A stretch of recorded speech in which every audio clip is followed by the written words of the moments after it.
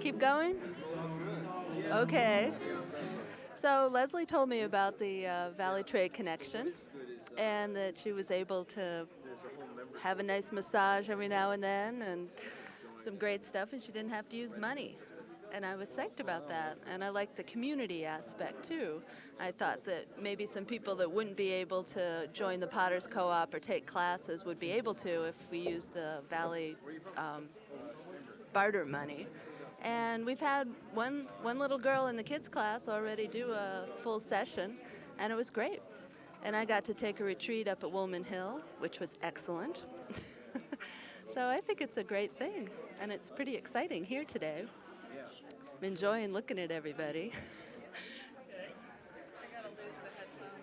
Okay.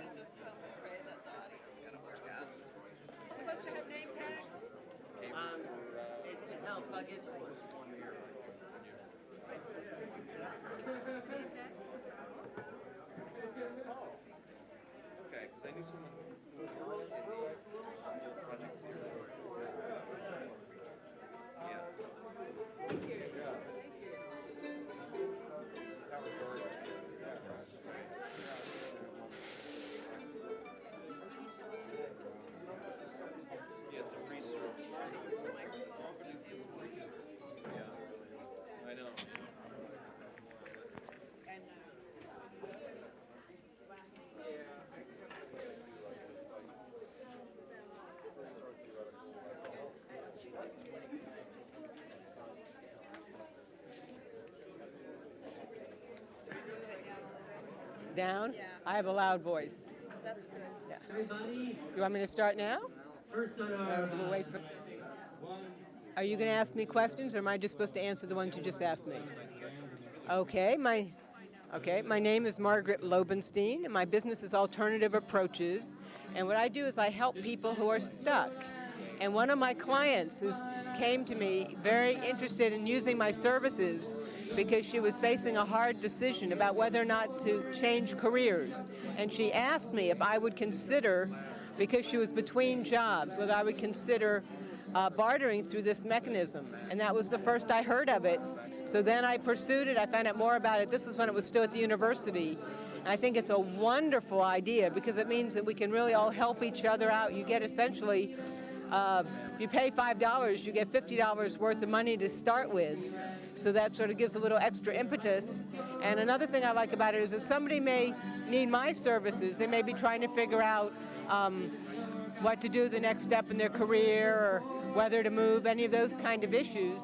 And then somebody else may need their service. I don't necessarily need to have their service.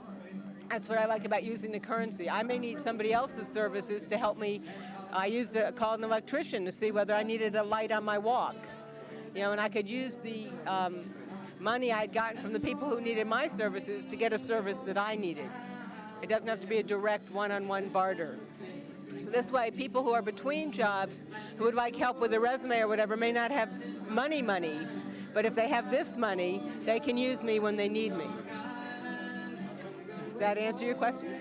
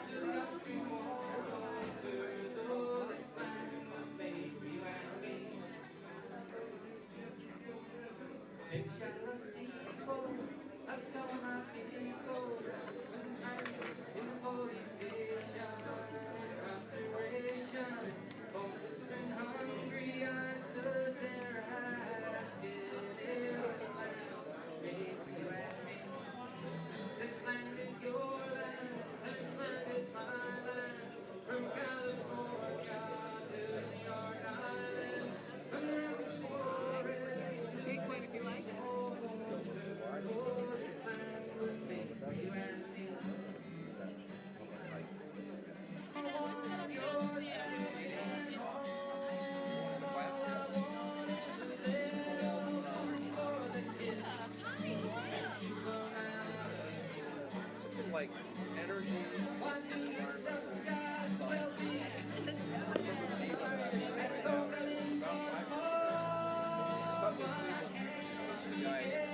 Correct.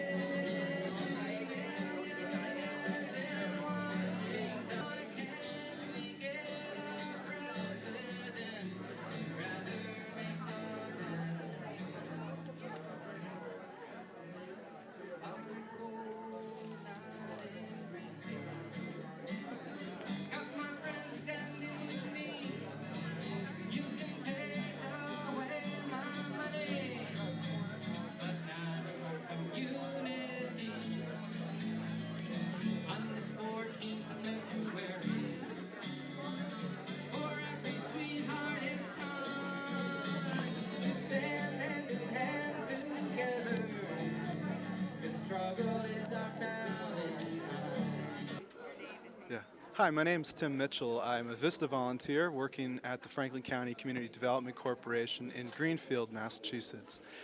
I've been studying local currencies and alternative economic systems for several years after having been working in the third world in Africa and Ireland and looking at different ways that people can get their needs met in an economy that doesn't help them meet those needs. The Valley Trade Connection originated as the University Women's Network in 1991 at the University of Massachusetts. And at that time, the employees there had not had a raise in about 4 years, and they had some serious needs. So they discussed together some different things that they could do to help each other meet those needs, and they found that indeed they had a lot of things they could share. Things like child care, transportation, health care, all kinds of different things. So they developed a system of barter using a local currency called a resource pool credit. Here's one here, number one. They came in 1s, 5s, 10s, and 20s, and they were equivalent in value to our US dollars.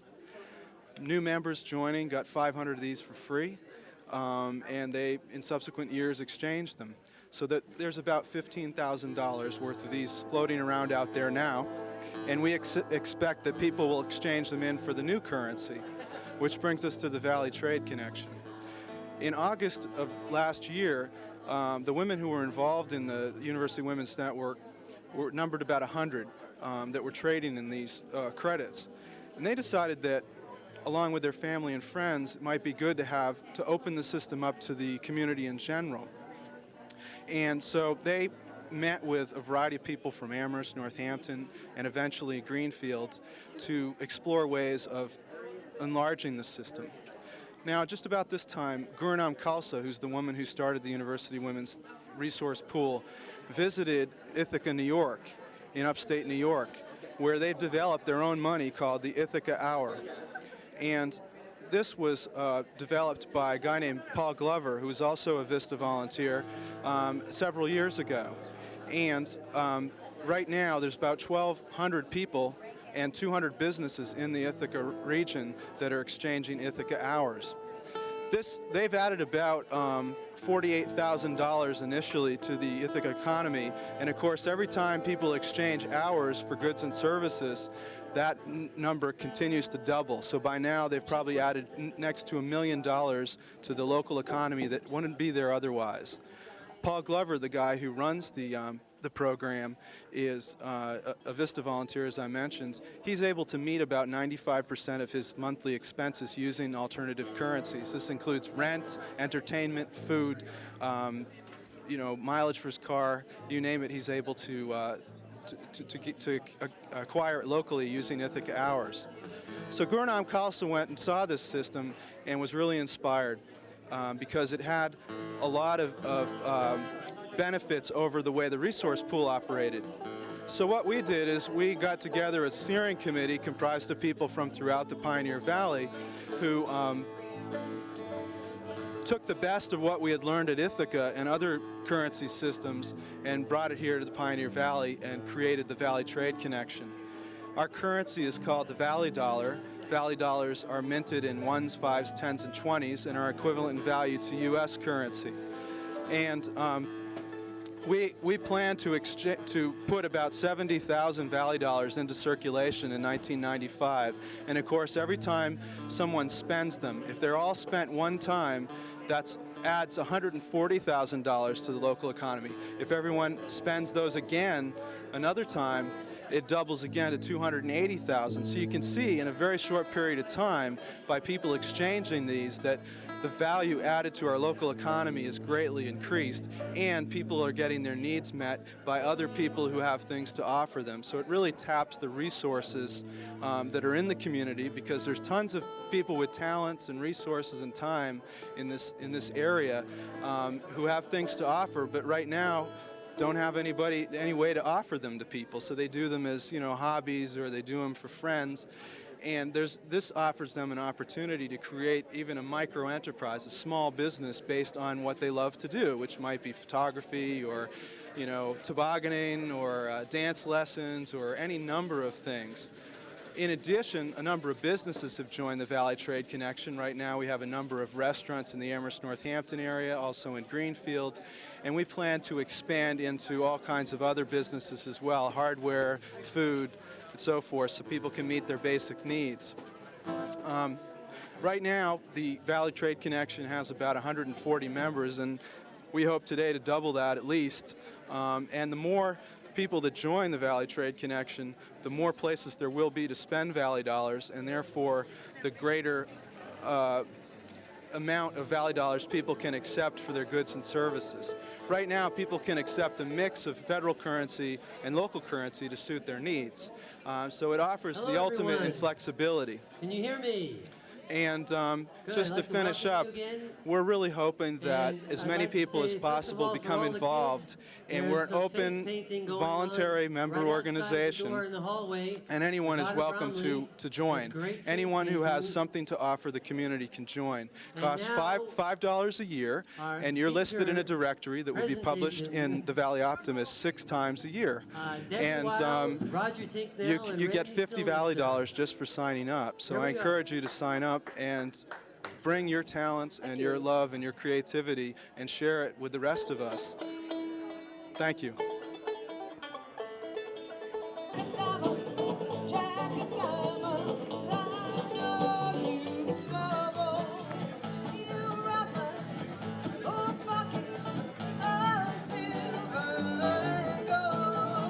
Well, the cuckoo, she's a pretty bird, and she warbles as she flies. She don't ever call the cuckoo till the 4th day of July.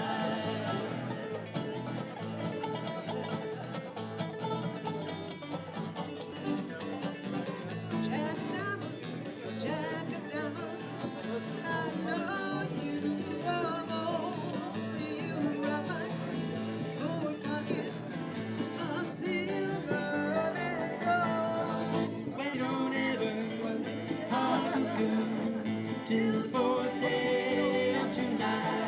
Gonna build me a castle on a mountain so high, so I can see with.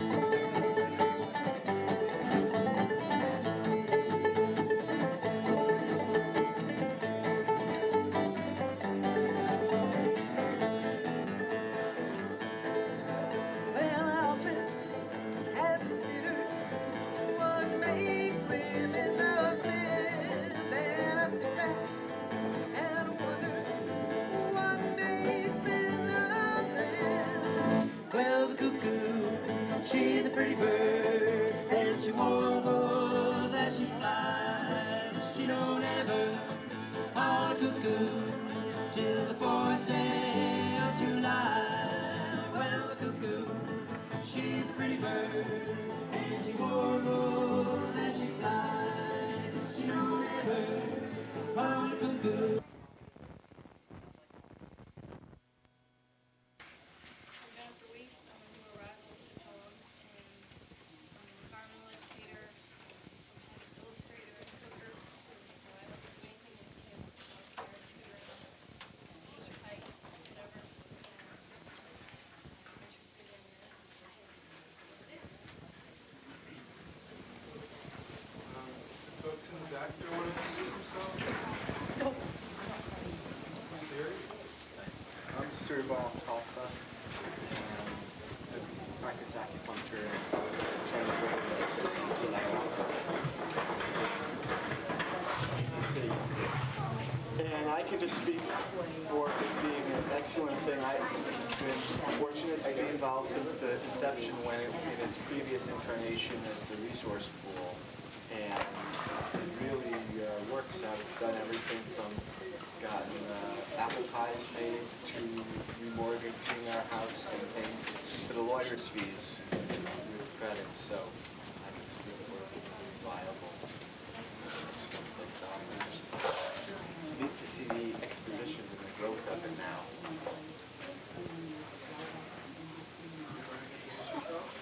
Yeah, Rich Adams. I'm first time been here, and it's all new to me. So it looks like a good idea. I'm a a lot of things, and I probably do multiple listings. I'm an electrical contractor. I'm also a percussionist, and I've taught and practiced African Brazilian, rock and roll, Afro-Cuban, whatever. So I might list myself as that as well, and also I'm an audio engineer. And so I can list myself in 3 different places. And my wife, she's a massage therapist, and I know she's got a lot of competition, but she probably wouldn't have a problem getting a trade out of you. That's one thing they always like to get is trades. So yeah, we'll probably set up. It looks promising. I think that one reason I think a lot of people are afraid of electricians is they cost a lot, and I think I'd be able to offer, I was thinking, there's one other guy and you're offering $25 an hour, and I might be willing to be close to that, and like a 25% lower on materials than I normally charge, just to spur more interest. And I think it's, there's no doubt, just looking at this, it's a good promo. Also interested in tax resistance and not tax fraud.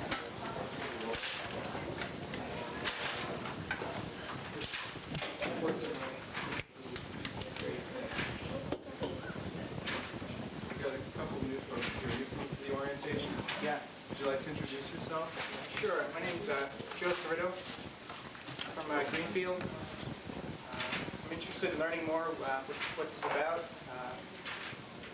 Vortex resistance is something I'm interested in, and see some connections with that.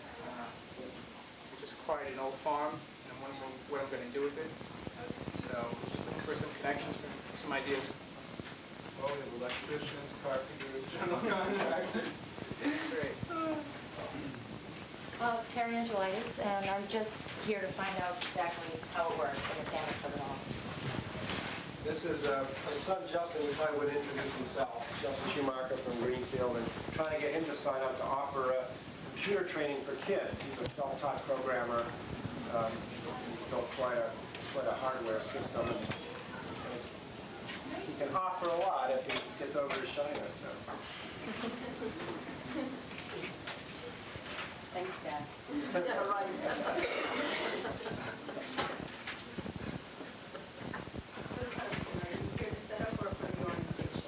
To set up something on the table.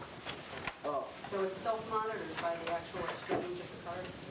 okay. So we start with the $50, and then when you go somewhere, then you could, in effect, run out very quickly before somebody comes to you with Valley Dollars.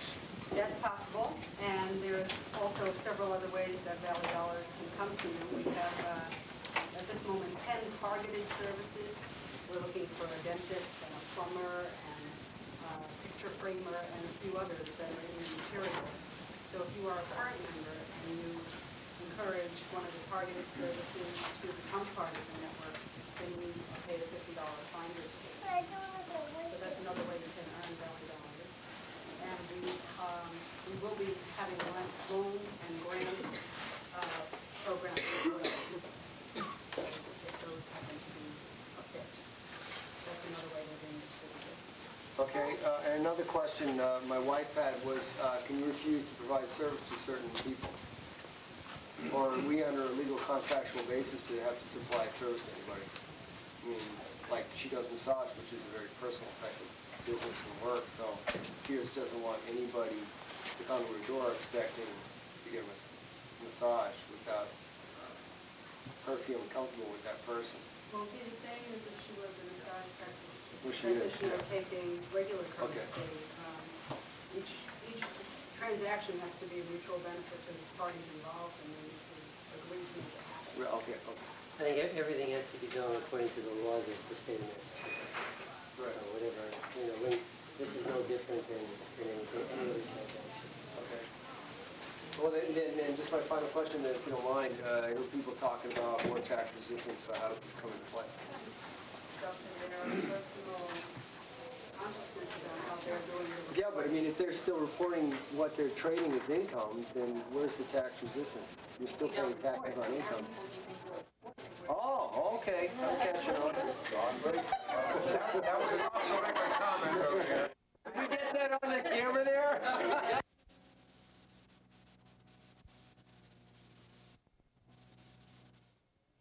For New England to have all all these parts of a town center that still remain. We have the town hall. That we aren't going to tell you the exact source of. It also is embossed with a serial number that you can feel the embossing of that serial number. So if you just make a copy, it won't have that impression. It's made with special ink, and it's got a very intricate design. So if you had that much talent and creativity and energy that you need to put in to counterfeit these dollars, you could be doing something else much more worthwhile. And you can't leave the area with them, so it'd be pretty obvious if somebody just all of a sudden had thousands and thousands and thousands of Valley dollars. They can't go out of state or even out of the Valley with them and use them anywhere. I do have a follow-up question on the reporting of the transactions. I noticed when we got our currency, the serial numbers that we were given were written down. Now, what is the purpose of that?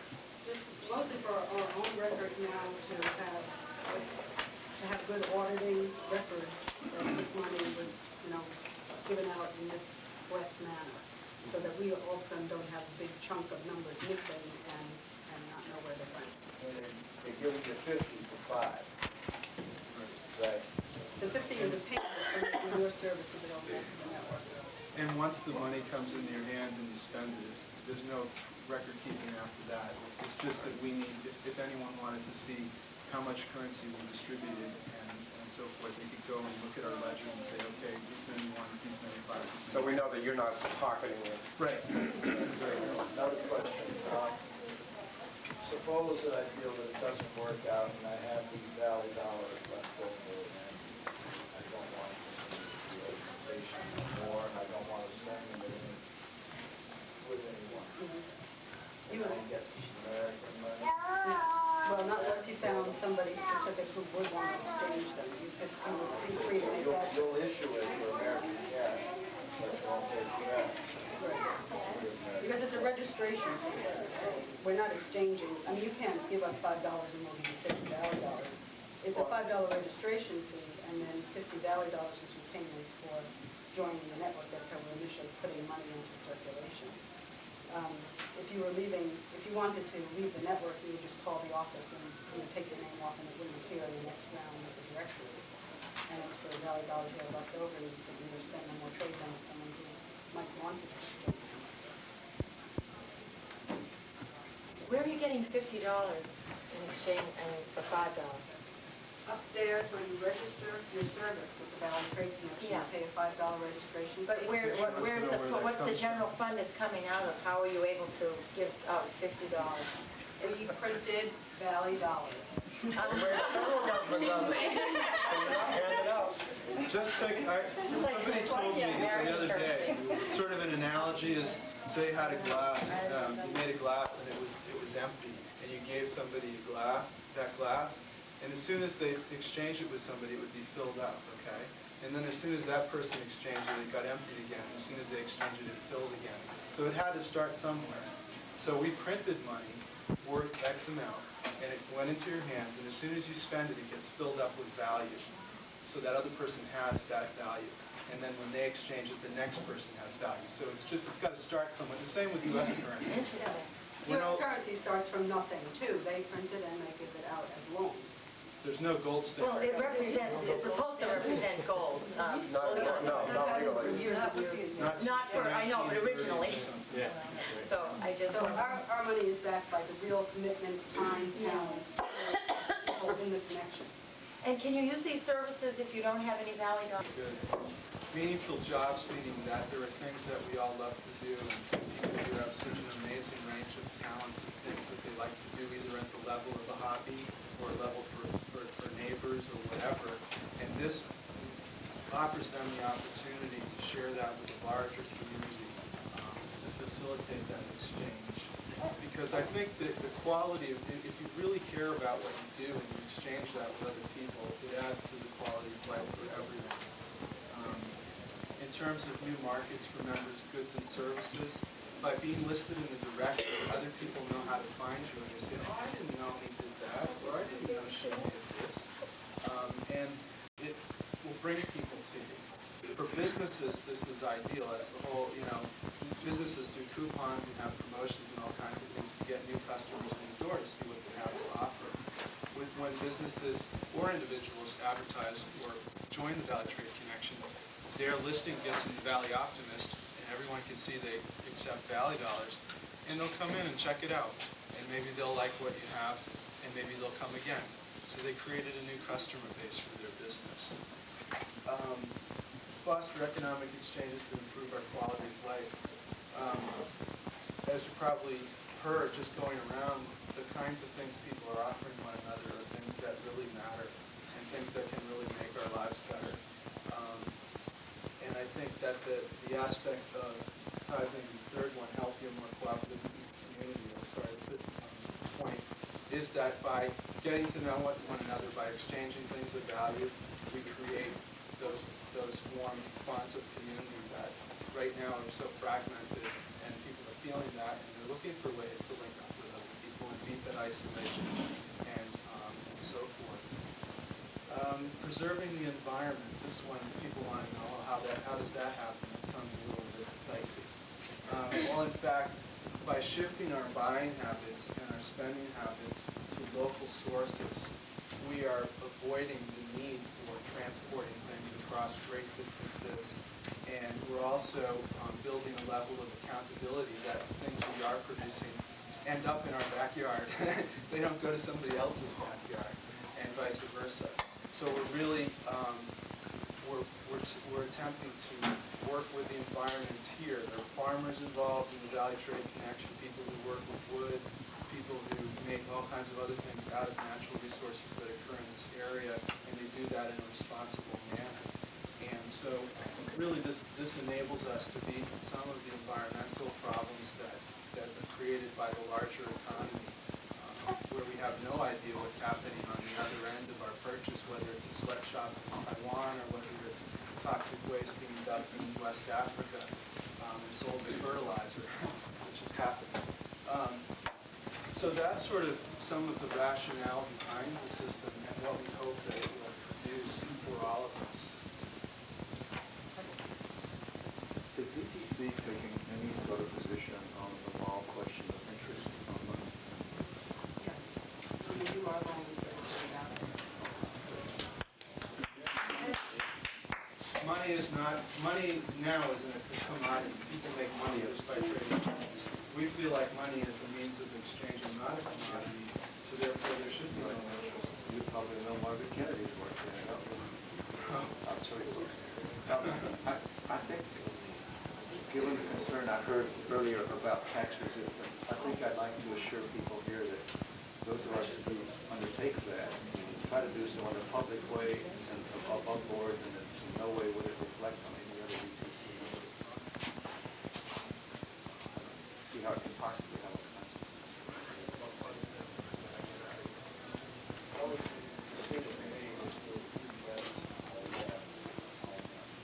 Those policies are still in development. Our bylaws will be probably ready in about a month. And we're talking to a number of people at the community, doing a lot of studying and thinking about how to do this right. Does that include the Grameen model, the Grameen Bank model? I was just going to mention that. It's a good question.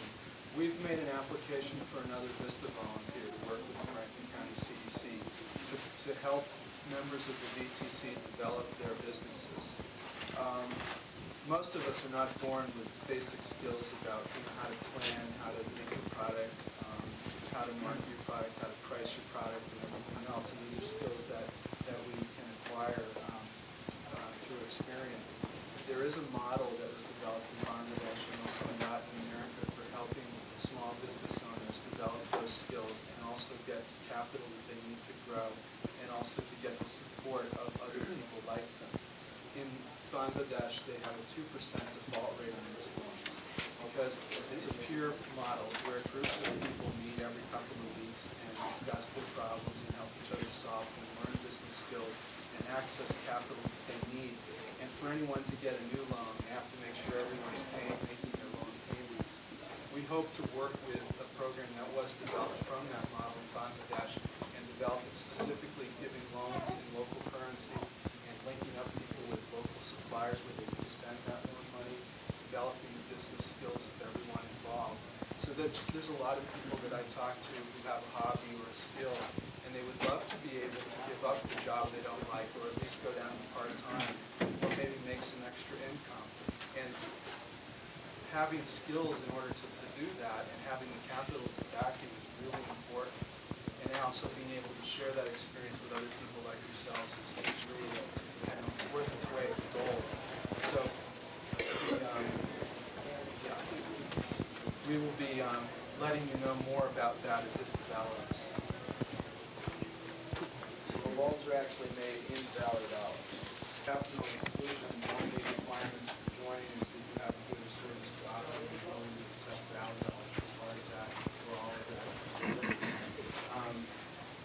There are, it's significant in New York where they have a system of 1,200 members, including 200 businesses. They have come across the problem, and I wonder if you will too, that they end up with dozens of massage therapists. And what ends up happening is that because there are so many listed, that none of them really get adequate business. So they've stopped paying 50 or the credit when you join as an incentive when you join to those people in areas where there's just the market is saturated. That will be a policy that will have to be improved by our organization as time goes on to see if everyone's taking out okay and getting enough customers and enough business. What's the decision-making process? You say the members, is there like a general meeting in which everyone comes and partakes in the decision? Yeah. We have right now we've been having a steering committee that's becoming a board of directors. We're not an incorporated organization. We're a member-controlled voluntary organization. That board will be elected in May. There'll be 8 people on the board. 5 of those people will be elected by the membership. Another 3 will be appointed by the board. And the board will make policies governing how much money is issued and other kinds of decisions that pertain to the operation of the Valley Trade Connection.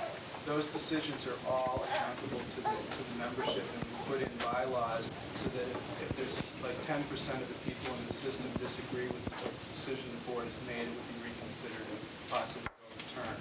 So we want to be accountable, and we feel like the system will benefit because you're the people that are out there exchanging the services, and if it's not working for you, it's not going to be working for other people. So it's in everyone's interest to take your feedback and to make policies that will improve the system for everybody. That's the sort of perspective that we bring to the decision. One more question is that aside from the listing here, is there any advertising opportunity, like having business cards printed on a page or something like that? Well, earlier we spoke, the Valley Optimist has very generously offered to print our directory free of charge every 2 months on 4 pages. And those pages will have not only the directory, but they'll also have articles by members.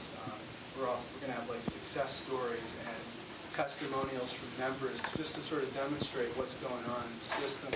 We'll also have some articles which will educate people about the history of local currency and some of the theoretical issues involved. And there'll be space for advertising in that. And the Valley Optimist has also very generously offered to accept 25% of that advertising for the local currency, so you'll have a place to spend your money. And they'll increase it if they have a place to spend the money you give them. So, any other questions before we wrap up? Great. Well, thank you for coming, and please remain and enjoy the show upstairs. We'll have a variety of musical entertainment and magic and other things. And if you have any questions at any time, you can talk to either Burnham or myself.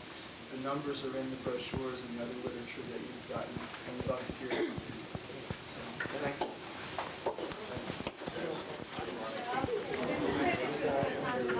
Yeah,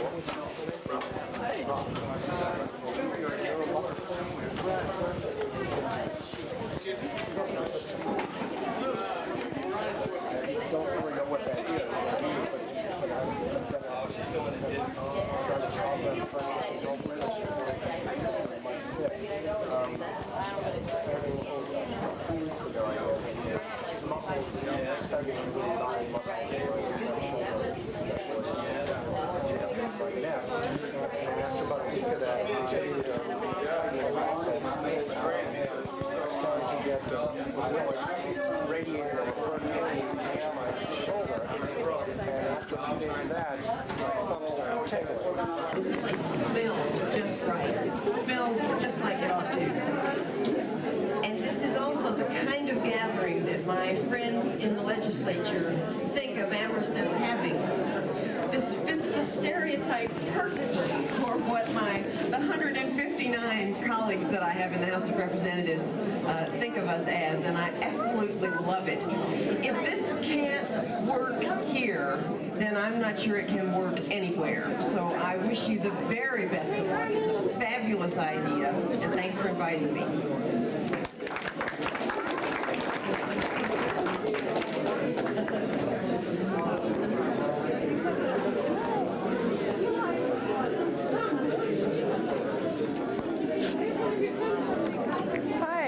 Get anybody to talk a little bit Susan about Witt from the E.F. Schumacher Society. how they found out about it, Few words. what kind of services you have. You feel like doing that? Okay. Thanks, Mark. Who are you? My name's Stephanie, and I work for Amherst Community Television, and I'm also a member. You can just hold this up here so I can get a good level. And when we issued Deli Dollars in Great Barrington, maybe you could say a couple words like your name so I can see how it comes out. Hello. Can we hear? What is this all about? Why is there such an interest Hello? on the Hello? national level of a little local deli? Okay. You could just say, hi, my name is Okay. blah, blah, blah, blah, blah. Okay. Hi. Hi, my name's Roberta Fountain. I live in Amherst. I joined the Valley Trade Connection on campus a few years ago through the Women's Network. And I offer handmade paper and other crafts and instruction as well as crafted items. And I've enjoyed the Valley Trade Network because I've been able to get chiropractic care on it, and it's worked for me. I never know what to look at. If I'm going to look at your eyes and And if you could say your name again and who you're with, and you have an alternative currency, right? Right. So I'd really like for you to talk about that a little bit. Okay, I'm Susan Witt. I'm with the E.F. Schumacher Society. And in 1989, the Schumacher Society was behind a program in Great Barrington, Massachusetts that issued Deli Dollars. We had a local lending program, and as part of the effort of that local lending program, we suggested to the deli that they turn to their customers to issue Deli Dollars as a loan. And what happened as a result was an international TV and press coverage. And we wondered why all this coverage when we realized finally that it was because it was a story of hope, a story of consumers working with producers to make sure that the small businesses that they wanted to be in the area remained in the area. And out of that grew a national movement towards issuing local script in local communities. The Schumacher Society remains at the center of information and articles and library and resource about local currencies and the legal background on it. But from Ithaca, New York, to Boulder, Colorado, and now right here in the Valley, a movement is starting, consumer-based movement for people to support the small businesses that are in their area. It's terrific to see what's happened here. Beautiful design for the Valley Trade Notes, good partnership with the Chamber of Commerce, a terrific start to a program here. We expect great things of it. Congratulations. The Venetian Millefiori. Okay. Yeah, sure. Sounds good. Thank you. Great. Yeah, alrighty. Okay. Is that the kind of thing you wanted? Yes, yes. Okay. Talking about how your system started. Okay. Perfect. Yeah, unless there's anything else you can think of to add. You're welcome to. Yeah.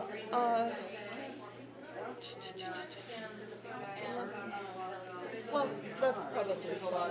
Yeah. Okay, let me just take a shot of this now. Yeah, I mean, I just think 1 o'clock.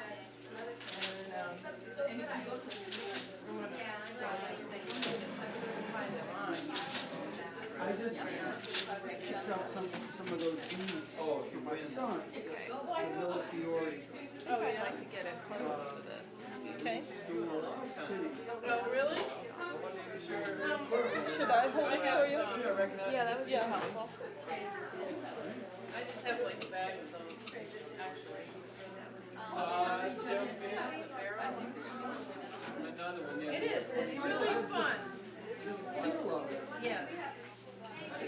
Slightly more porous than My hands are shaky. I'm not a good one.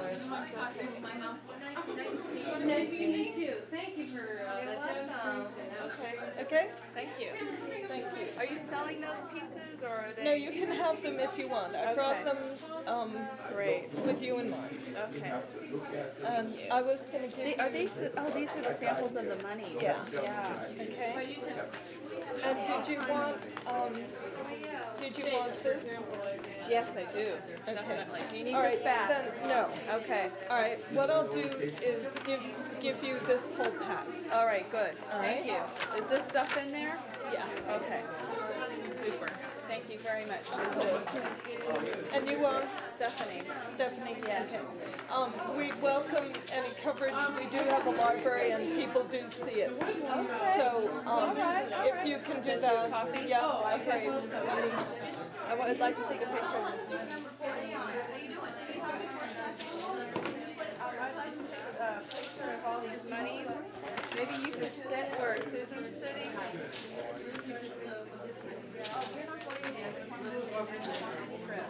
My hand's shaky. I'm not a good one to hold. You can just hold it up like this.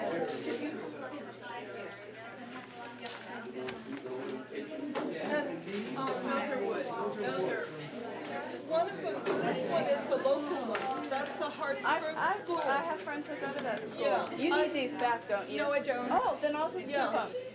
Forget it. I'll do this later then. You know, I'm also glad to talk about the Hartsburg School one if you Yeah, want. would you? Would you? That would be great. Sometimes did you have a challenge? That would be excellent. Here's your microphone.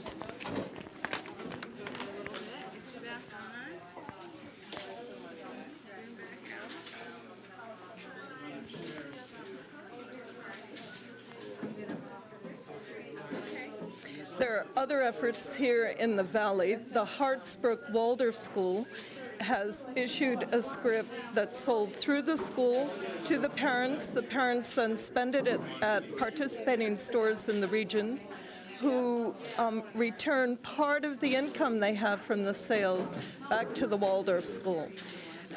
Also, the Brookfield Farm, community-supported agriculture farm, has its own script, and it's hoped that these various initiatives will all join and be a part of the Valley Trade Connection. But tremendous effort, tremendous initiative happening here in the Valley. It's good to see it. Again, good luck with all of this.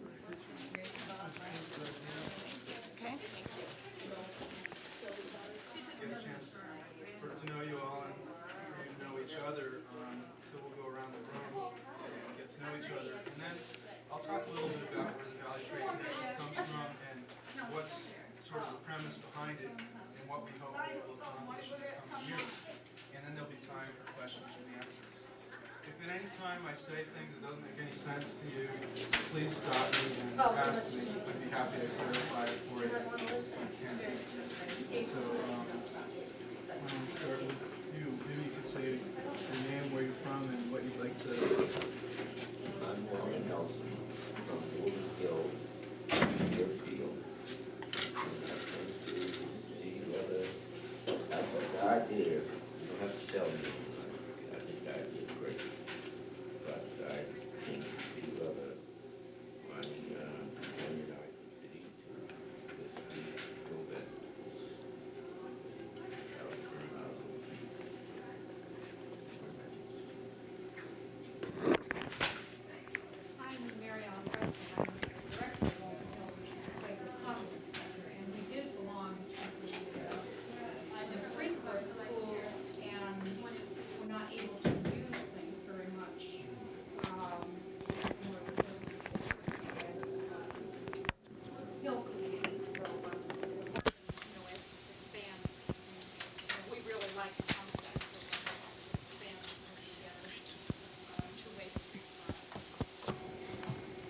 get to it. We have the black walnut in and all panels. We already have our first guest. She's great groups. We're going to have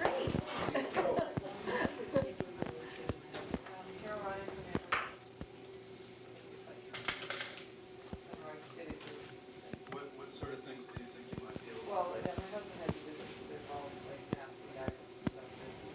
And usually do this, of course, he's not here. But that's, yeah.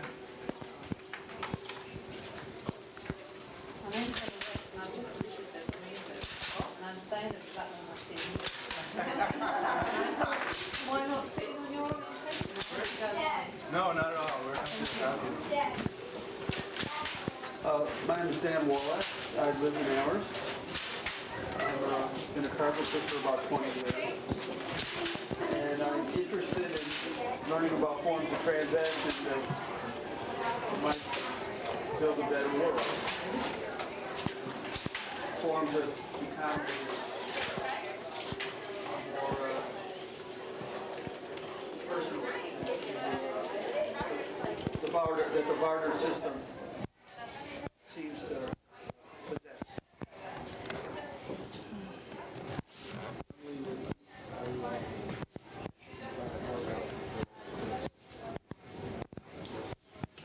What sort of things can you do?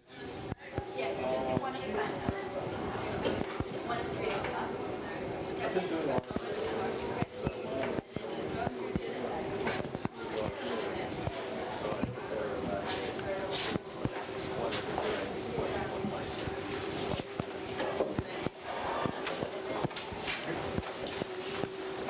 I'm John Preston with the Women Program. We receive registrations. We have a budget for bills. And so we're trying to see how this exchange would work within what we're budgetarily committed to, what we would like to offer to people who would like to come to programs and use this kind of exchange. My name is Neil Hansel. I'm a licensed electrician in Northampton. And I've been dissatisfied with the regular green system right along, regular system. So this should be kind of interesting to see if we can cut, I guess, among other people, the federal government out of the whole process. Oh. Provided we don't get into too much trouble. So yeah, it's real interesting. I've been hearing about this for a month or so.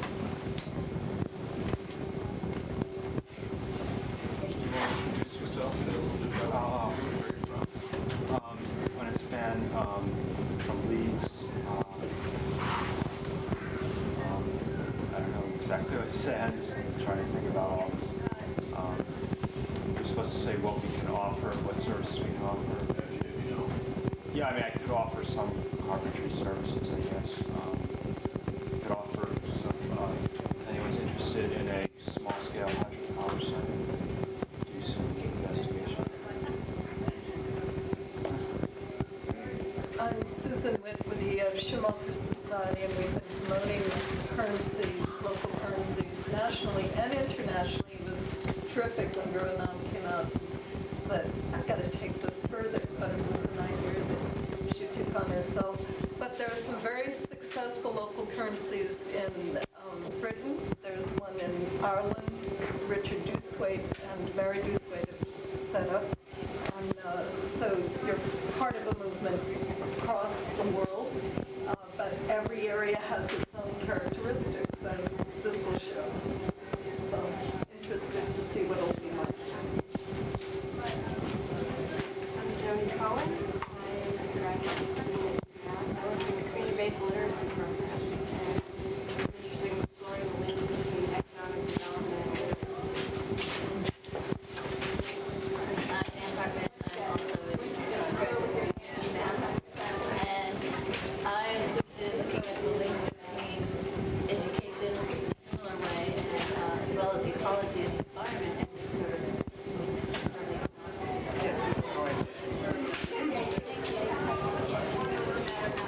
I'm Donna Hardwick. Never registered. Not sure how that would fit, but people do nursing, need home nursing from time to time. But I also live with my daughter and granddaughter,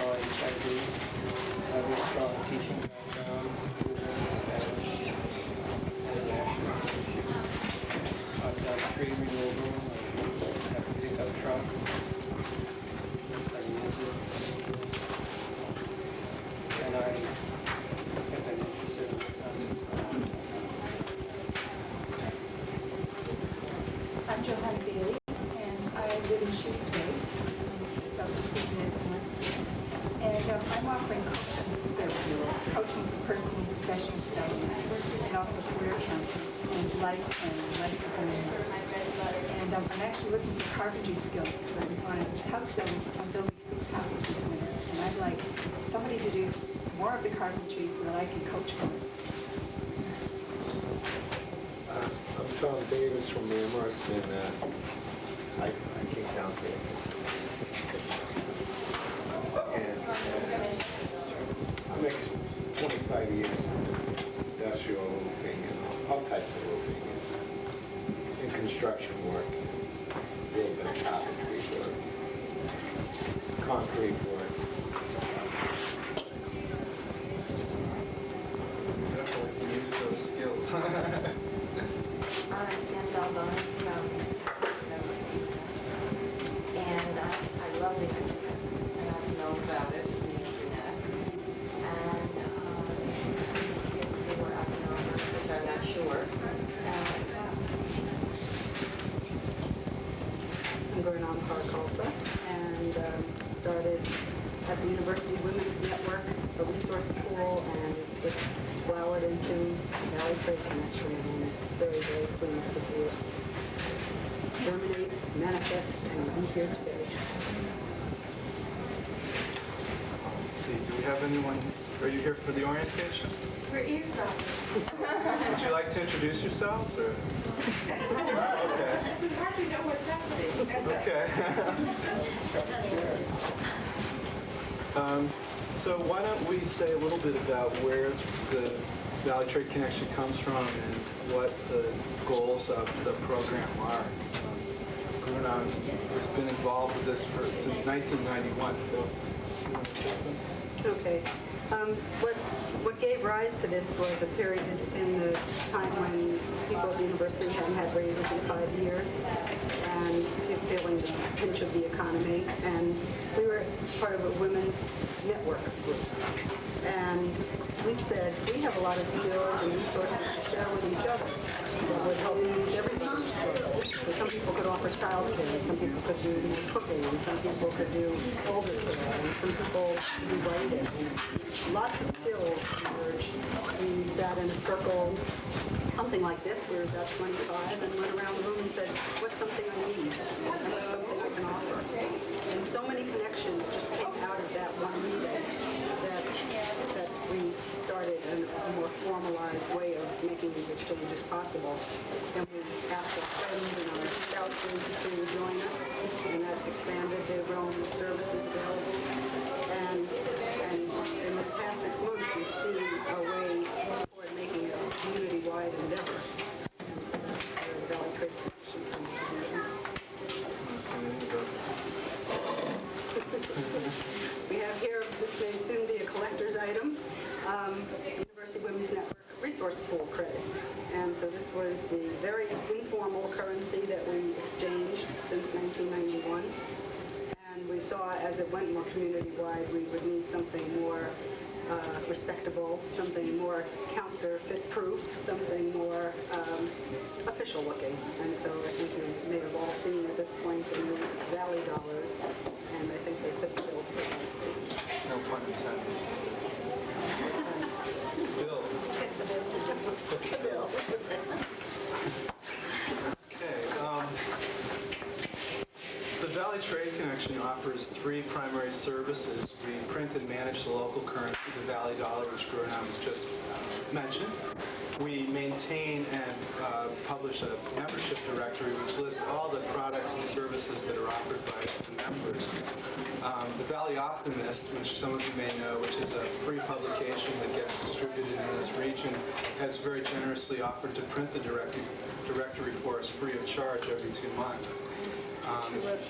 Yeah, and they've also been willing to accept advertising, 25% of their advertising fee in the local currency. So if you want to advertise your service in the directory in the Optimist, you can use your Valley dollars to do that. In addition to the directory, we're also going to be having a number of stories about members and the exchanges that they're making and some of the issues that arise as a result of participating in the Valley Trade Connection, so that we can learn from each other's experience. It's sort of get a sense for what's going on out there. We'll also be offering, well, we'll be writing editorials, which will give people a better sense for where local currency comes from, what sorts of issues are involved in making a system successful, and so forth.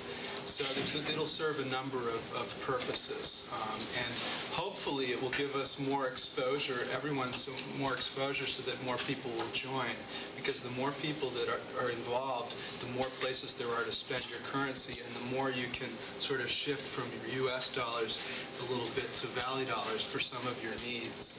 And at the same time, you'll be able to accept more Valley dollars for your goods and services that you offer. So it has this sort of, a nice effect the larger the system gets. Ithaca, New York has a system that has 1,200 members, including 200 businesses, and that's been in existence for several years now. They trade with a currency called the Ithaca Hour, and they've issued over 48,000 Ithaca dollars, and they're not. The currency's a little bit different than ours, but in U.S. dollar value, it'd be about $48,000. Now, the genius of this is that every time one of those Ithaca Hours is exchanged, it doubles the amount of value in the economy. So, for instance, if they put out $50,000 worth of Ithaca Hours, if everyone in the system spent them once, it creates $100,000 worth of value in the community. Every time somebody spends it again, 200,000, 400,000, 800,000, over $1 million. So that's money that's added to the local economy as a result of facilitating exchanges that otherwise might not have happened. So it can have an amazingly powerful economic effect. Excuse me. Yes. I don't understand that. There's a multiplier factor. When money stays in an area and circulates, then that wealth keeps multiplying because it's encouraging the exchanges to happen over and over again.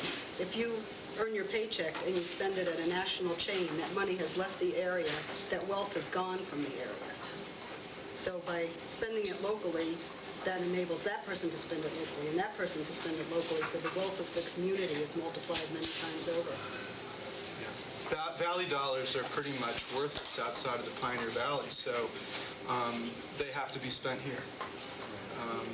And that has a really great impact. The other thing that we offer are on organizing events where members can meet each other. We've organized a series of potluck gatherings they'll be in Northampton, Amherst, and Greenfield, and they'll rotate on a monthly basis. This will give people a chance to come to events like today, listen to some music, meet some other people, make some exchanges, learn a little bit more about the system, join the system, and make that face-to-face connection with each other. So that's another thing that we've got planned. The next one will be April 6th, which is a Thursday night, and it'll be here at the Bank Center. We figured everybody would know where it was. It'll be today. So everybody's welcome to attend, and bring your friends and family as well. What time is it? Arrive between 6 and 6:30, and we'll have the potluck at 6:30. Now, we've mentioned a little bit about what we hope the benefit to the community will be by exchanging local currency. Let me just briefly go over these points because they're not, people often have questions about them because they make some pretty bold statements, and we just like to elucidate on them a little bit. Adding new wealth community, which is what we just talked about, adding money that otherwise wouldn't be there, recycling it, which is every time you spend it, it recycles in the community rather than leaving the community. Creating meaningful jobs and new markets for members' goods and services. Meaningful jobs, meaning that all of us in this room have something of value to offer other people that we like to do, and something in most cases love to do. And we might be doing it as a hobby right now, and we might be sharing it with our family or with neighbors. This system enables you to share it with the larger community and to get something in return, which is to benefit from other people's goods and services in the community. So we hope that this will create some supplementary income and quality of life for people in addition to their regular jobs, or in the case of many increasing number of people without work or without full-time work, this might be able to meet the needs that currently no one's meeting. I think this is even more relevant now with the recent welfare reform movement, which is pushing people off of public assistance. But what are they getting pushed onto? And in some cases, it's unemployment rolls. So we hope that we believe that everyone has something of value to offer, no matter who you are, and that this enables you to share that with other people and to benefit. Also, creating new markets. For instance, if you're a business and one of your primary concerns is increasing your customer base, how do you get people to come to learn about you and to come and partake of what you have to offer? The membership directory serves that function, because when you look in the Valley Optimist and you're looking for, hairstyling, you go through there and you find a hairstylist. You'll go there because you want a place to spend the Valley dollars that you've earned. And so you're going to go in the door and you might enjoy it and you might come back and you become a new customer. Vice versa, when you put your service in the directory, that same thing will happen where people will get to know about what you have to offer and hopefully develop an ongoing trading relationship with you. Foster economic exchanges that improve our quality of life. That's fairly straightforward. I'd just like to say that I feel like when we have something of value to offer and we really love what we do, we're not only providing somebody with a material need, but we're also providing something from our hearts, something from what we love about our lives, and I think that enriches the quality of life. It would say otherwise quantity of life if it were just goods that we're exchanging with each other. I'd like to jump in there for a moment because since I've been participating in this for such a long time, I've made so many connections with so many people doing this thing of exchanging with local currency. And if I can point out, these are handmade shoes that were custom made to my foot by Sharon Raymond, who participates in the Valley Trade Connection. This is jewelry made by someone in the Valley Trade Connection. This was made by somebody in Western Africa that Tim is in association with. Okay, we finish the sentence and I'll get it. And let's see, someone in the Valley Trade Connection makes these legging garments that I wear too. So it's enriched so many ways of meeting people and having relationships and building community vitality and getting the things you need and sharing what you do with others. And I've been called upstairs, so I'll leave this in Tim's good hands for a moment. Tim, to pick up on that idea, what we've said is that when you shop locally with a small local producer, you often know then the story behind the making of the item. You know about the family who's into their home, have seen the children, see the tools that the person uses. And so when those items are in your home, now your house begins to be filled with stories, not just items. And that enrich your life, enrich the quality of your life. But another thing I wanted to say was that you're in historically correct place here. In the 30s, the Springfield Union News issued a local script. And Samuel Bowles, at the time of the closing of the banks, began to pay his employees in a Springfield Union News script. And the idea was that those employees could take it to the stores that advertised in the Springfield Union News and pay for their advertisement. But the actual experience, we were told by the publisher, the current, well, he's just retired publisher of the paper and editor. He was a copy boy at the time. And he said what actually happened in the stores was customers would come through and the stores would have federal dollars and they'd have Bowles's money. And they'd say, which would you like in change? And the customers would say, give me Bowles's money. I see him every day and have a lot more confidence in him. And so the Springfield Union News script kept business going and kept wealth circulating in the region during the closing of the banks in the 30s. So you're in good historic company here with your project. Thank you for that story. It's interesting. I also heard another, just an aside, in Ithaca, that there's a story where a thief broke into a store and went through the cash register, and they had, federal currency there, so this thief took the federal currency. The store also accepted Ithaca hours, the local currency, and kept them in a separate location. The thief went to the trouble to find where they kept the Ithaca hours and stole them too. So it sort of illustrates, the value of a local currency that's well established. Caliber of the people you'll be dealing with.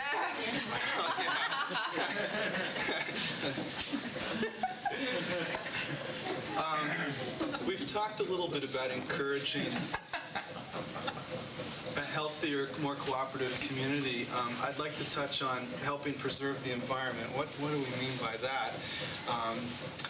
Well, if we shift our buying habits and our spending habits locally, we therefore reduce our need for petroleum and all the other things that are involved in importing goods and services from far away. At the same time, we're able to more fully tap the resources that exist here in our region. For instance, farming has been a major preoccupation here. We could shift to eating more locally grown produce. It's going to be fresher, of higher quality, and it will probably even be a little bit less expensive and certainly less damaging to the environment if it had to come from Chile or out in California. Also, it's sort of like oftentimes what happens in the economy is there's all kinds of effects, which is you might buy something that's made in a faraway place in a sweatshop, and you have no idea the conditions that made you that product for such a low price. You just like it because it's a low price. We all do. We look for that. But there's all kinds of repercussions, both social and environmental, that we never see. This is something to do with the idea of not in my backyard, which is the negative aspects of the economy they're far enough away that we don't see them. But they do impact people, and they do impact the earth. If we're spending our money locally with local people, all of our exchanges are happening in our backyard. We can see what happens in the production process of the product or the rendering of the service. And so this gives us a chance to make sure that our economic activity is not damaging our environment and create a healthier future for us. So that sort of gives you some sense of the thinking that went behind developing the Valley Trade Connection. At this point, if you have any questions or comments or suggestions, I do my best to respond. I do. Yeah. I was just chatting with a friend of mine on the phone who's a lawyer this morning and saying I was going to come check this thing out. And she was curious about a couple of aspects, and she was going to come ask the questions herself. But one is, I'm sure the federal government does not look very kindly upon these sorts of exchanges because they can't tax you. How do you get around that? We've done the research and had clearance from the SEC and the U.S. Treasury for issuing local script, as long as it's exchangeable in U.S. dollars for tax purposes. I mean, you as a business person are responsible to record what transactions have been taken in. And in 1972, the president of Schmucker Society, Bob Swan, and Ralph Bersodi issued a script in Exeter, New Hampshire called Constance. And then reporters went to the Treasury and said, is it legal what they're doing?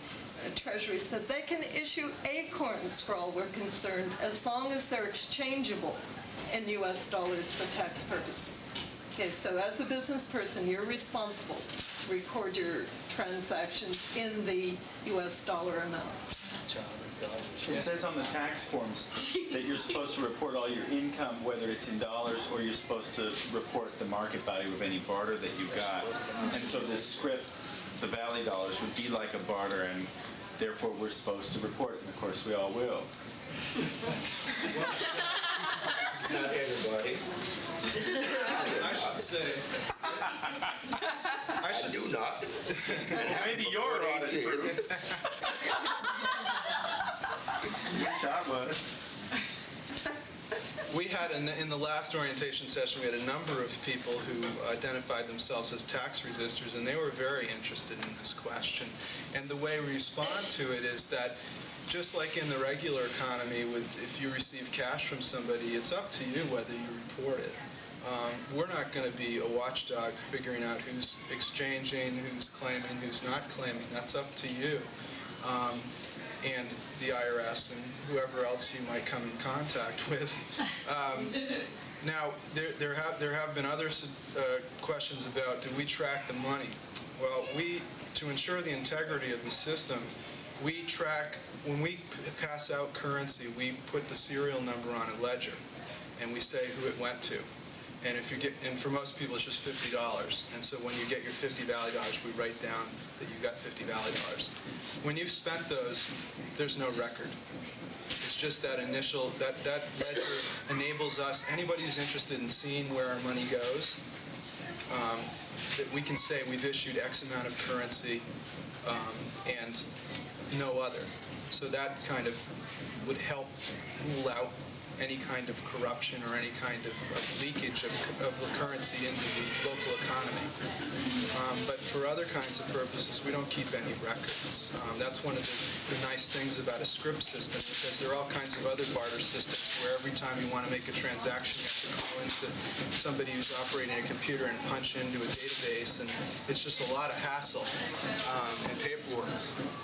And we like to be efficient and fancy-free in this country. We like to carry cash, so that's why we wanted to float a script as opposed to go through some sort of a central system of accounting. Well, also with a hand-to-hand currency, you can make a deal on the spot. So you're not having to wait to check in. A hand-to-hand currency is always over time been a facilitator of exchanges. And so again, the beautiful Valley dollars, let's hope they're not kept in pockets, but exchanged. So you just touched a little bit on the question that I had, which is exactly how Valley dollars come into the marketplace. How many of them do you print up? Who gets them? I imagine, for instance, if there are any paid employees in the organization, the Valley Trade Connection should be paid as part of Valley dollars. So how much is going out there? How fast? It's a good question. We've printed 70,000 Valley dollars, and right now there are 15,000 credit, Women's Resource Credit Pool dollars that are out there that will be exchanged for Valley dollars. We hope that by the end of the year we'll be able to put all that money into circulation.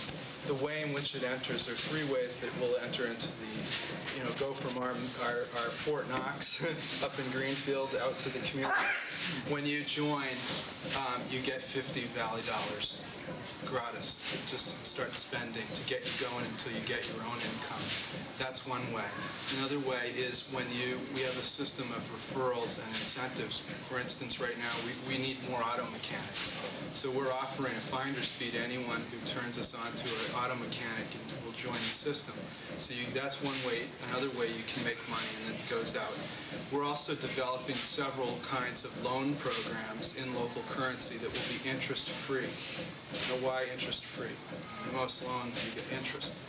It hasn't always been this way. In fact, there are a number of religions, such as Christianity and Islam, Judaism, prohibit the charging of interest. But of course, we're steeped in that, and we charge interest because money itself becomes a commodity that is exchanged. So the people who make money just by exchanging money.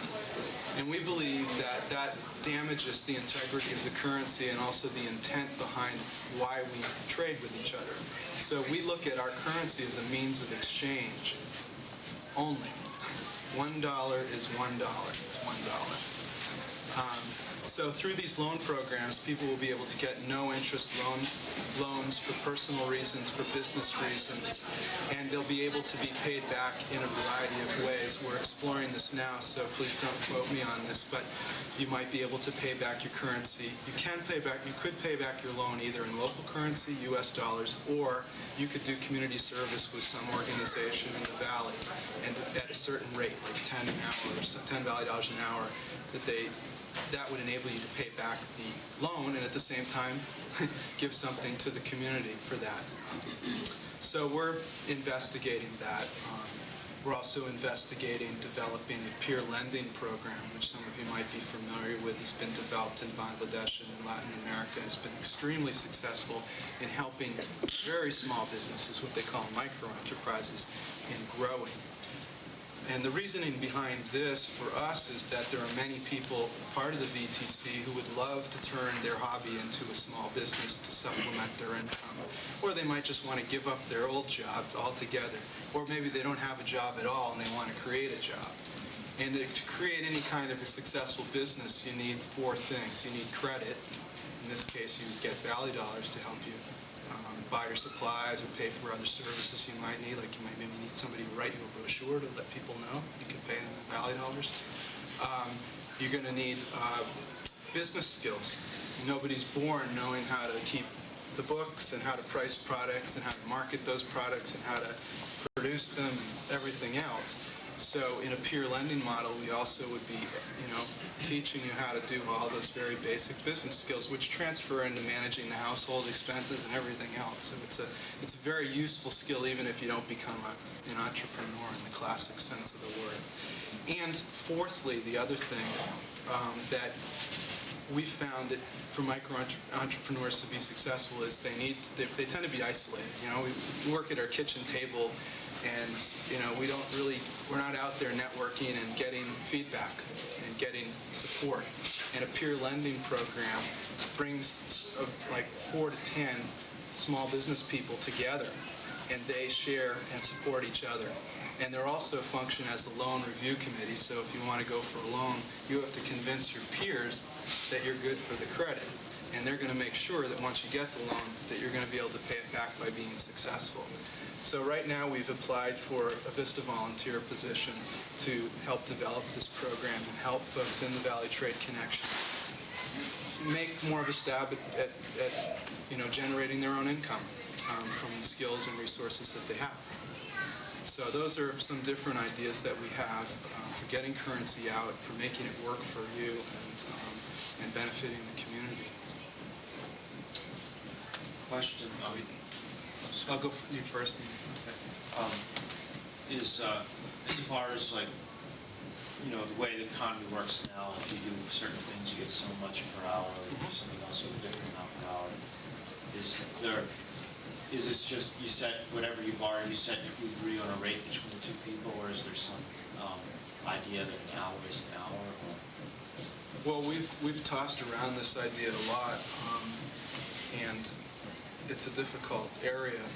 We've basically decided to allow the two exchanging parties to determine prices and determine what their time is worth. And I think we had a lawyer in the last orientation session who does a lot of family law, like children who are taken from their families and the family wants to get the children back, that kind of thing. More community law, and she said, I know most people can't afford $100 an hour for a lawyer. So she would like to join the Valley Trade Connection and offer her services at a different rate to make them accessible for people. And that's a voluntary thing. We could have said everyone's time is worth $10 an hour, whether you're a babysitter, a car mechanic, or a doctor. but we felt like really people ought to know, be responsible for that, figuring that out themselves, because people invest different amounts in their training and their skills, and they also have materials that they use in overhead. Dentists don't work by themselves. They have to have a whole, they have to have an assistant. They have to have all the materials in stock. It's different than if you're just babysitting, where it's just basically you and your time. You don't have any overhead. So this will allow for the flexibility. And we do hope that people will think through this, that if you're a dentist, people can't afford $60 an hour or whatever it is to fix your cavity. And maybe if you're doing business through the Valley Trade Connection, maybe that will give you a chance to offer what you have to offer at a rate that's accessible to people. And the money that other people in the system earn. Does that... Yeah, that answers it. I was wondering about inflation, and these Valley dolls aren't backed by anything. I mean, I heard of bagel dolls in Great Barrington when they were backed. A dozen bagels. So how do you deal with just printing out money and an arbitrary amount you've chosen to print out? So how does that all come out? Well, first let me respond to what it's backed by. The United States went off the gold standard, what was it, in the 1940s or something? So our money isn't backed by anything anymore except trillions of dollars of debt that we owe to other people. That's if everyone went to collect simultaneously, our economy would be ruined instantaneously.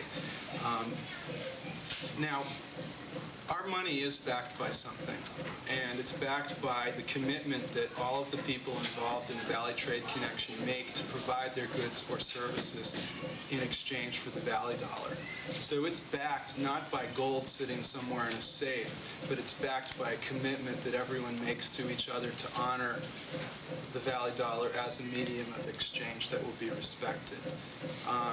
We feel that's far more preferable than pegging our Valley Dollar to some resource like gold or oil that's going to fluctuate in value thousands of miles away and yet impact us right here at home. By having the accountability and the backing be local in the hands and times and talents of the people around you, you're going to be buffered from that kind of inflation and that kind of change in value. Now, in terms of inflation, this is something that I'm still struggling to understand myself, and I think even most economists don't understand it. They say economists are people who can tell you tomorrow why what they said would happen yesterday didn't happen. There's no exact science to this. However, in general, inflation occurs when there's too much of a currency and the value drops because there's so much of it out there. This is why we've set our, for this year, only to put out 50 to 70,000 Valley dollars, because we feel like that's enough that we won't flood the area with that kind of money, in other words. If we feel like it could stand more, we'll do some reissuing. We'll give members another $50, another $100 every year or something if we feel like the economy can handle it. But that's going to have to be determined by not just the steering committee, but by the membership letting us know. And that brings me to another thing, and I can address this later, is the decision-making process and the policies governing this organization. But essentially, if you feel like at some time the currency has been devalued, we want to know why, and we want to be able to come up with ways of getting around that. Yeah, I just joined, so I have no idea, but it seems like I could get $5 for 50 back, and you do that to a lot of people. It's just a curious thing. Well, this is where the hard work comes in, because it means that this effort has to be kept going. And so it's going to be hard work on the organizing group. It's going to be hard work on every single member. It's not just you start a local economy and you sit back and don't participate. It's a participatory economy now, a local economy, and it means finding new businesses, finding new participators. And you'll learn real quickly if it's not working, because you won't be able to find places to spend your currency. And that'll be the feedback, and it'll be really very quick feedback. And stores will know. They'll know if they have accepted, businesses will know if they've accepted too much currency and can't place it, they'll stop accepting. So Paul Glover in Ithaca, New York, he's all over the place. When a store stops finding a place to spend the currency, he's there talking with the manager of the store and saying, okay, give me a list of what you buy, and I'll see if I can find a local source for it. So it's hard work, but it's worth it in the long run. And he's limited. He's found that 50,000 is about the limit that they can put out without his trying to find more and more places. His next step is to get a storefront, so that the products that are available at 100% Ithaca Hours have a good downtown place to be spent. So that's his next step to push it further, and you'll find you'll come to stumbling blocks in a different place, and you'll have to find your own solutions. But it's the right question you're asking. I think we have to rethink how we think about money, because barter, the value of barter and the inflation aspects and the devaluation aspects have everything to do with the marketplace, and they have nothing to do with backing. There is no such backing. They'll never be able to trade these dollars in for anything resembling. If you can't trade them in for goods and services, then they have no value. And so that, unlike thinking about it in currency terms, it's all got to do with, if you can no longer buy what you need to buy with Valley dollars, then then the currency for you has been totally devalued. Okay, so it's totally got to do with the viability of the marketplace and getting more and more places to sign up. And as a matter of fact, I don't even think you should worry about the inflation of dollars, because the faster the money, the more money you've got and the faster it circulates, the better the effect on the system. And the devaluation aspect again comes from, and the inflationary aspect, for example, comes with individual people like restaurants or dentists or car repair people, because inflation is not a function of the amount of currency, it's a function of the amount of demand. Okay.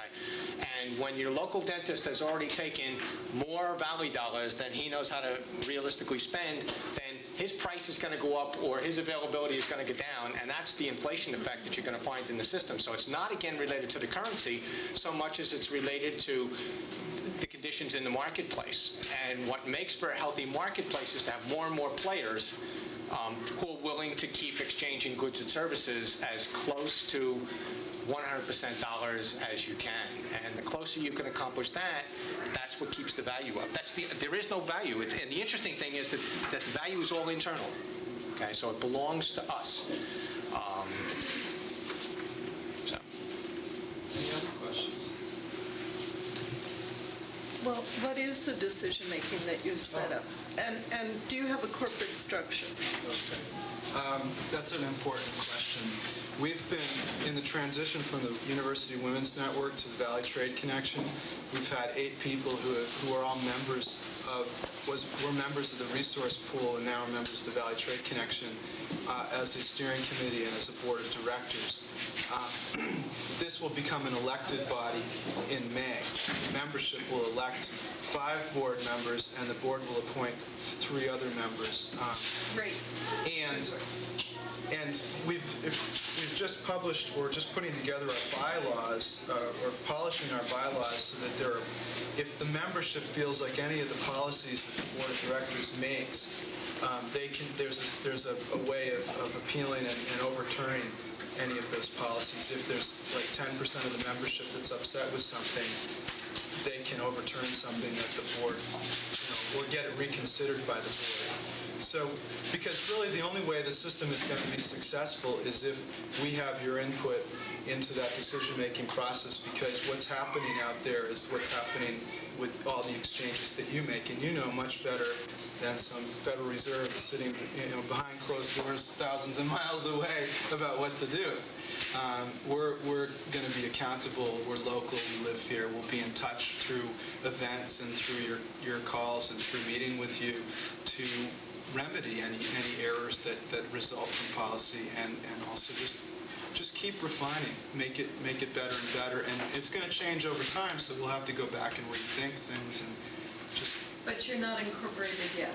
You're applying for incorporation. Yes, and at the moment we are we have an arrangement with the Franklin County Community Development Corporation, which is a 501c3 nonprofit organization that will handle all the administration for us, which will be managing the database, doing all the mailings, doing outreach, other kinds of things, and we can also use their tax-free status and also the liability insurance and so forth that organization has to offer. So you're technically a project of the Franklin Community Development Corporation? Yes, but the decision-making process, the policies, are not at all influenced by that organization. They're all influenced by the volunteer, member-controlled Valley Trade Connection. So, responsible good work. It's a good thank start. you. Yeah. That's been very important. There have been a number of local currencies that haven't incorporated.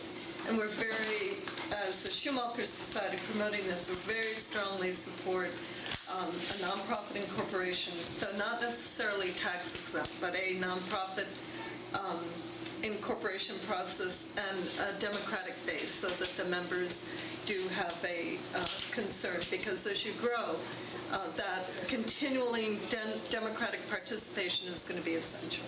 So good work. Yeah. You're going to say something? Well, I was thinking of the example of the savings and loans, actually, where the difference between having any savings of money that you have at Bay Banks and having it at East Hampton or Florence Savings Banks is that when you put your money in Florence Savings Bank, they have a very high percentage of that money goes back out to mortgages. And in fact, it's the people in your community that you're investing in. And if everybody defaults on those mortgages, it comes down to the mortgage insurance, but we didn't used to have that. With the Valley dollars, you'll be investing in your community in the same way. And you won't be investing your pension fund. You'll be investing whatever hours it is that you traded away for Valley dollars. So the risk isn't a real high risk because you're not putting your pension in it. And I had a couple of questions. I'd heard something about a sort of rule of thumb that one should try not to charge more.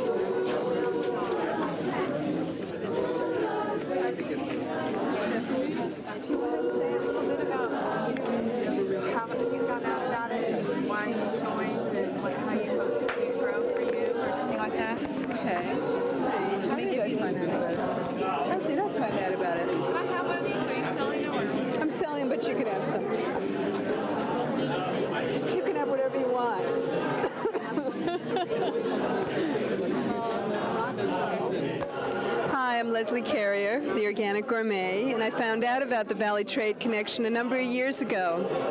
And why I joined, I can't really remember. It just sounded like a fun way to barter and to be able to use the currency to barter with other people who I might not have had the first barter with. I hope to see it grow to include a lot of local storefront businesses, because I just think it's a great idea and it helps develop more of a sense of community. Have you had many people come to you with Valley Trade dollars for your service? Today, or in the past, I've had a number of people come seeking quality organic cakes and some catering as well. But I'm hoping from this particular fair that my business will grow with the Valley Trade. Connection. With Greenfields Market. We're in Greenfield. We are a natural foods cooperative. We are deliberating as to whether or not to accept Valley Dollars. This is just a one-time event, us being here. We really want to support this endeavor. We think local economics is a very important thing for the Valley to be investigating and experimenting with. We will probably have a decision within the next few months by our board of directors as to whether or not to accept these. Hi, my name is Coley. I'm representing Cafe Mediterranean in Amherst, Massachusetts. We accept the Valley Trade Dollars 100%, and we have a wide variety of pastries and also lunch specials. We also have some alternative pastries for those who are lactose intolerant or who want to have sugar-free desserts.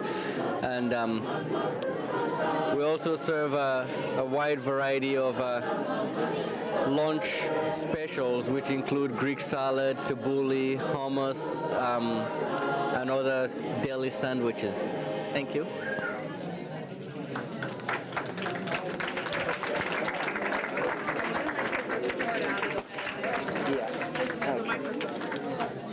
Move those out of the way too.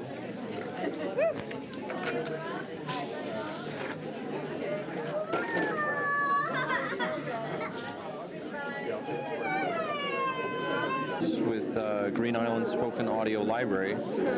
We have a collection of over 600 titles of books on tape and other spoken word programs. Could be poetry, could be storytelling, could be workshop presentations by people like Ram Dass, and a lot of personal growth types of materials. This company's actually been around for a little while, but it's been a cooperative, and right now we're trying to distribute it to the point where these programs are really getting out into the marketplace more than just here and there, the trickle. A lot of time has been put into this collection. It's a great collection, and I've just joined with Richard, who owns the company, to try to help expand our markets, and I think the Valley Trade end of this could be an important part of doing that, so that's why we're here.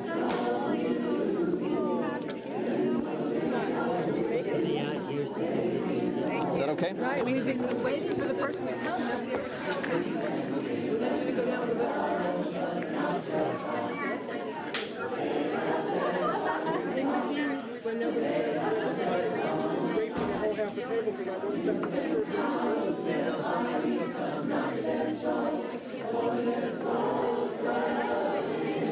With Green Island Productions. My name is blah, blah, blah. Okay.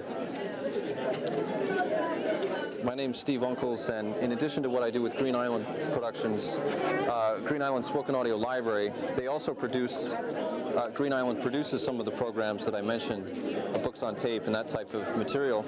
I also have a recording service mostly for local people who would like to come up with a spoken word program of their own. I know that there are a lot of people who are writers in the area or have some expertise at one of the universities, and through that they may have a message of their own that they'd like to get on tape, and so therefore would like to work with me in producing a program, and I also accept Valley Dollars toward that, so that's another reason I'm here. Great. Let me see if I can get your sign here. Fanny, move to the left a little. 25% Valley Dollars. Just a little to the left? Sure. Thanks. Of course.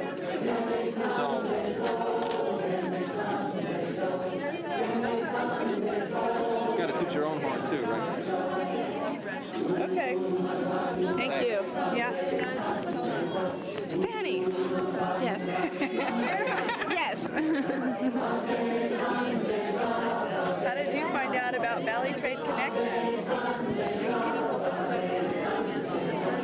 Well, a neighbor of mine was very excited because she used her Valley Dollars recently for a massage, and and she provides services. Her spouse, Dan Reef, designs kits so people can design their own houses. And so she was very excited that she was able to go off and get a massage. And today I signed up for the first time to offer services for writing and for tutoring writing. So I'm very excited. I think it's a great concept.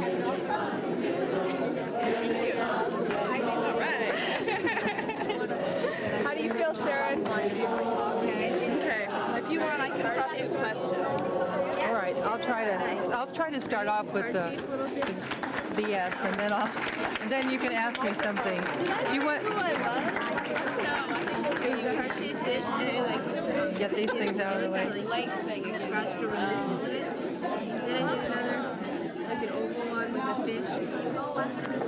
I'm Sharon Raymond, and I make shoes. I have a little business called Star Path Shoes, and it's really exciting to be here today.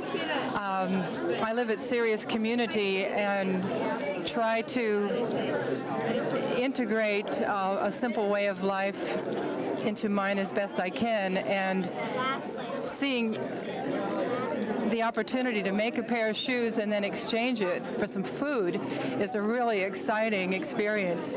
I feel like I'm doing things in the most natural kind of way. That kind of exchange feels really good. So it was really fun here today to take some Valley Dollars and go get a few treats as well as some sustenance, and knowing that I'll be able to do that in the future, as well as a lot of the really fun luxuries that are on the list as well.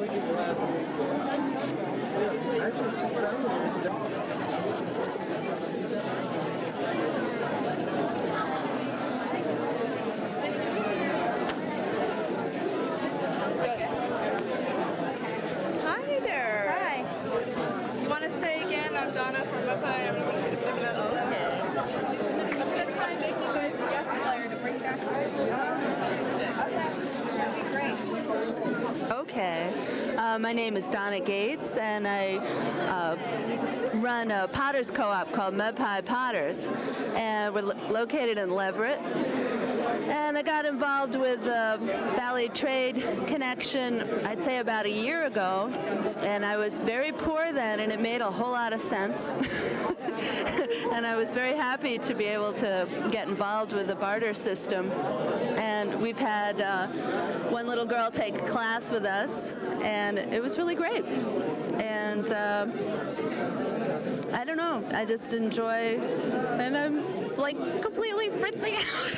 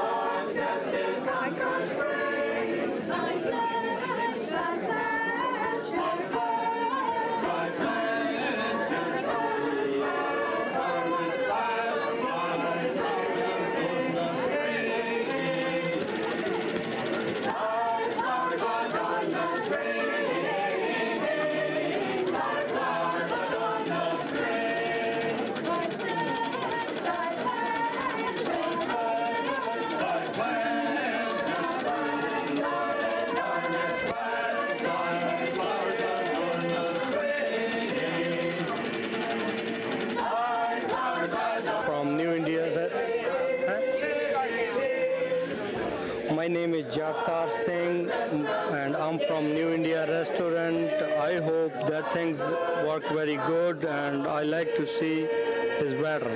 Thank you. Bye-bye.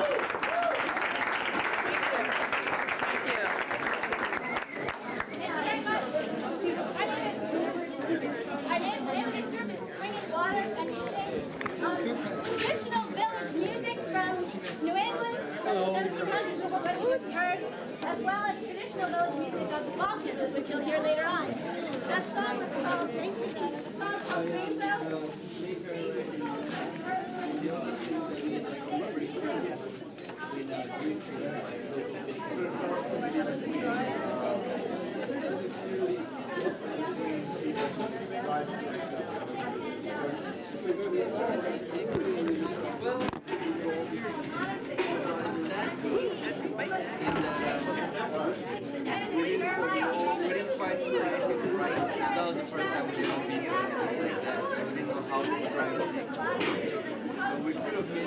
It's getting heavy.